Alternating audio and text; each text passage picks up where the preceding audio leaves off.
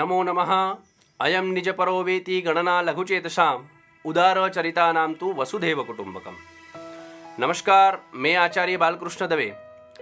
आज का हमारा विषय है वेद और विज्ञान के अंतर्गत चिकित्सा विज्ञान। भारतीय परंपरा के अनुसार वेदों को संपूर्ण ज्ञान विज्ञान का मूल स्रोत माना जाता है। मनुस्मृति में मनु महाराज भी कहते हैं, यद भूतम भव्यम भविष्यच्च सर्वम वेदात् प्रसिद्ध्यति। अर्थात जो कुछ ज्ञान विज्ञान इस पृथ्वी पर हो चुका है, हो रहा है और भविष्य में होगा, वह सब वेद से ही प्राप्त होता है। वेद ज्ञान का भंडार है। वेद समस्त ज्ञान का स्रोत है। वेदों में विविध प्रकार के ज्ञान विज्ञानों को उपदेशित करता है। वेदेषु देविद्ये वर्तते परा अपरा चेति।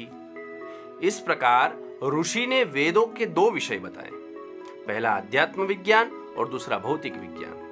यहां हम हमारे जीवन के भौतिक विज्ञान की चर्चा करेंगे। वेद मंत्रों में शरीर की रचना का ज्ञान होना और विभिन्न रोगों तथा उसको दूर करने वाली औषधियों का ज्ञान भी हमें प्राप्त होता है। यदि संभव हो तो व्यक्ति स्वयं ही अपनी चिकित्सा कर सकता है, अपना रोग निदान स्वयं ही कर सकता है। वेद में सृष्टि के आदि में ही चिकित्सा शास्त्र विषयक आवश्यक ज्ञानों का उपदेश दिया है। आज जिसे साइंस के रूप में जानते हैं या विभिन्न टेक्नोलॉजी के माध्यम से, विभिन्न उपकरणों के माध्यम से रोगों का उपचार किया जाता है। यह समस्त चिकित्सा पद्धति सृष्टि के आदि में हमारे वैदिक अथर्ववेद में देखने को मिलता है। आज संसार में जो कुछ भी भौतिक ज्ञान के रूप में देखने को हमें मिल रहा है, वह सब वेदों से लिया है। यहाँ हम चिकित्सा विज्ञान एवं आश्चर्यजनक रोगों के शमन, रोगों को दूर करने की औषधियों के बारे में चर्चा करेंगे। सबसे पहला, रक्त प्रवाह चक्र का वर्णन। वेदों में शरीर में प्रवाहित होने वाले रक्त के प्रवाह चक्र का वर्णन किया है। ऋग्वेद के एक मंत्र के माध्यम से प्रश्नात्मक शैली से कहा है कि इस शरीर में रक्त, उसे जल की उपमा दी है कि उसे किसने बनाया। जो शरीर को ऊपर और नीचे प्रवाहित होता है, यानी उसे रक्त कहा गया है। दूसरे नंबर पर आती है जल चिकित्सा। अथर्ववेद में अनेक स्थानों पर जल एवं उसके गुणकारी औषधि के रूप में होने के लिए वर्णन किया है। अथर्ववेद में 14 ऐसी औषधियों का वर्णन किया है जहां पर जल का अमृत का निवास है और जल हमारे शरीर में पोषक तत्व एवं हमारे शरीर को पोषण देता है, ऐसा बताया गया है। तीसरा, सूर्य की किरणों से चिकित्सा, क्रोमोपैथी। वेद में सूर्य किरणों से चिकित्सा करके पीलिया आदि अनेक जन्य रोगों को दूर करने के लिए भी उपदेश दिया है। अथर्ववेद में कहा है कि सूर्य किरणों के माध्यम से हृदय रोग तथा उससे होने वाले अनेक रोगों का हम निदान कर सकते हैं। अथर्ववेद के अनेक सूक्तों के माध्यम से भी इन रोगों का निदान एवं रोगों का वर्णन बताया गया है। वेदों में रोग निवारण औषधियों का वर्णन, वेद में अनेक औषधियों का वर्णन किया गया है जो कि नाना प्रकार के रोगों को हम दूर करने में हमें सहायक होती है। उदाहरण के तौर पर यदि हम समझे तो अथर्ववेद के 10वें सूक्त में वरुण नामक औषधि का वर्णन मिलता है। यह औषधि यक्ष्मा नामक रोग, यानी कि नींद ना आना, बुरे बुरे स्वप्न आना, अनेक ऐसे जो रोग होते हैं, उस रोगों का निवारण के लिए मंत्रों का प्रयुक्त किया गया है। अथर्ववेद के दूसरे सूक्त के अंदर कृष्णिपर्णी नामक औषधि का वर्णन है। जो रोग शरीर का रक्त पीकर दुर्बलता उत्पन्न कर देते हैं, शरीर से सौंदर्य को नष्ट कर देते हैं, ऐसे रोगों के उपचार के लिए इस औषधि का उपयोग होता है।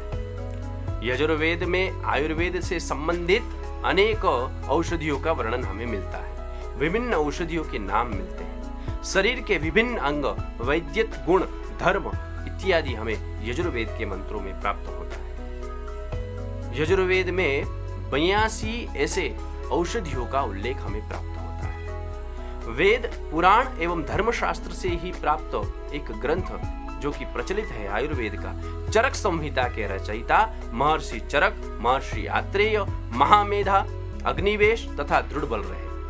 मगर महर्षि चरक का नाम विशेष रूप से प्रतिष्ठित हुआ, इसलिए चरक संहिता प्रसिद्ध हुई। ये संहिताकार ऋषि एक उच्च कोटि के वैज्ञानिक थे। महर्षि चरक ने वनस्पति जन्य अनेक औषधियों का वर्णन अपने ग्रंथ में किया है। आचार्य सुश्रुत हुए।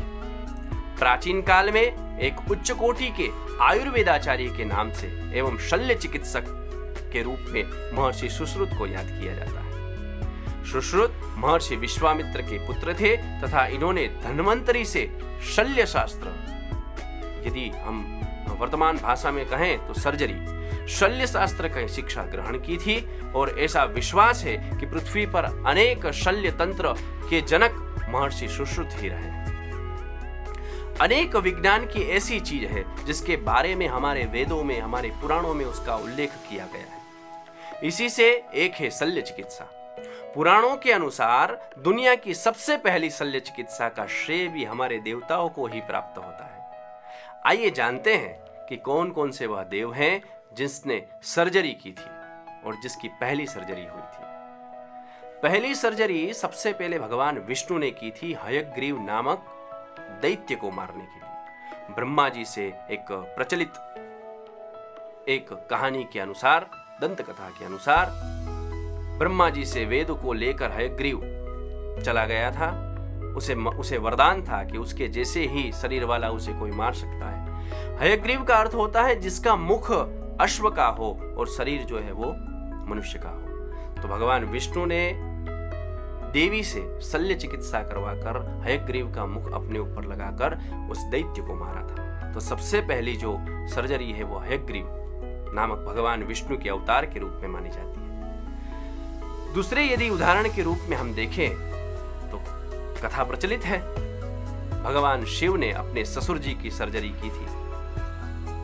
जब सती ने अपमान के कारण अपने पिता के यज्ञ में अपने देह का त्याग किया, तब भगवान शिव क्रोधित हुए। वीरभद्र ने दक्ष प्रजापति के यज्ञ को विध्वंस किया एवं वीरभद्र ने दक्ष का सिर काट दिया। भगवान शिव की स्तुति की, भोलेनाथ आशुदेव प्रसन्न हुए और अपने ससुर जी के जो धड़ था उस पर बकरे का मुख लगाया और बकरे का मुख जोड़ने से उनकी सर्जरी की। यह भी कथा प्रचलित है। और उसी प्रकार से उसी दिन से जब भी कोई भक्त शिव के दर्शन करने के लिए जाता है, तब अपने गालों को बजाकर जब वह शिव को बम बम इस तरीके से जब वो शब्द का उच्चारण करता है, तब भगवान शिव को अति प्रिय लगता है, उनको अपने ससुर जी का याद आता है। तो ऐसी कई कहानियां हैं, ऐसे कई उदाहरण हैं। गणेश जी का उदाहरण ले लेते हैं। गणेश जी की सर्जरी भगवान शिव ने, पार्वती जी ने, जैसे कहा गया है कि पार्वती जी ने अपने पुत्र गणेश की उत्पत्ति की। उसके बाद में शिव जी को स्नानागार की रक्षा के लिए जब गणेश जी को वहां बिठाया गया, शिव जी ने उनका मस्तक छेदन किया और गणेश के मस्तक पर, धड़ पर गज का यानी कि हाथी का मस्तक लगाया। इस प्रकार से हमारे देवताओं ने जिस प्रकार की सर्जरी की है, वैसी तो आज तक कोई सर्जरी नहीं हो पाई। इसी प्रकार अनेक ऐसे उदाहरण हैं जिससे यह सिद्ध होता है कि हमारे